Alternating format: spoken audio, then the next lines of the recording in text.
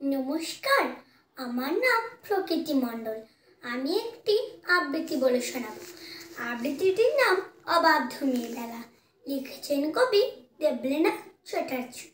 মেয়েদেরা তো যেতে ভালো নয়, কিসের দে মা কত, মেয়েরা একটু শান্তই ভালো, লক্ষ্মী দেবীর মতো।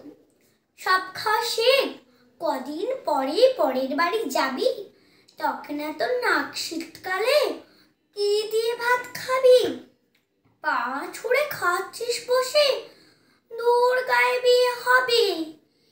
এ মা, তো শ্যাম যাচ্ছে রং, পাত্র পাওয়া যাবে? মুখের ওপর তর্ক করিস, অত ডাকা বুকো কেন? মেয়ে তো নয়, একেবারে ধনে লঙ্কাটুই যেন। এসব কথা আমরা মেয়েরা প্রায় সকলেই থাকি শুনি। কেউ কম শুনি, কেউ বা বেশি, কেউ কয়েকটা হাতে গুনি। এসব শুনি কত মেয়েদের শুরু হয় ছোটবেলা, মেয়েবেলা বলে কিছুই থাকে না, সবটা পুতুলি খেলা। কেন হে সমাজে কিসের জন্য এত এক চোখে দেখো? কেন মেয়েরা ডান পিঠে হলে দড়ি দিয়ে রাখো তালা?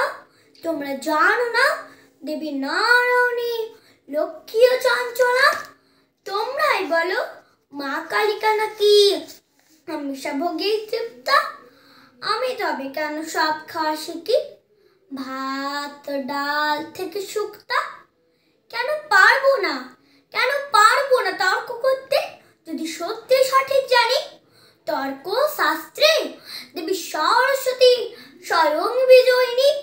ডাকা ফুকো যদি না হতো দুর্গা, অসুর নিধন হতো। সাধারণ মেয়ে সাহসী হলে থানি লঙ্কার মতো। অনেক হয়েছে, ছাড়ো সমাজ, এক চোখামিটা ছাড়ো। শিশুদের মাঝে লিঙ্গ না রেখে ওদের শিশুই বিচার করো। সময় এসেছে, মেয়েদের পায়ের বেড়ি করে দাও খোলা।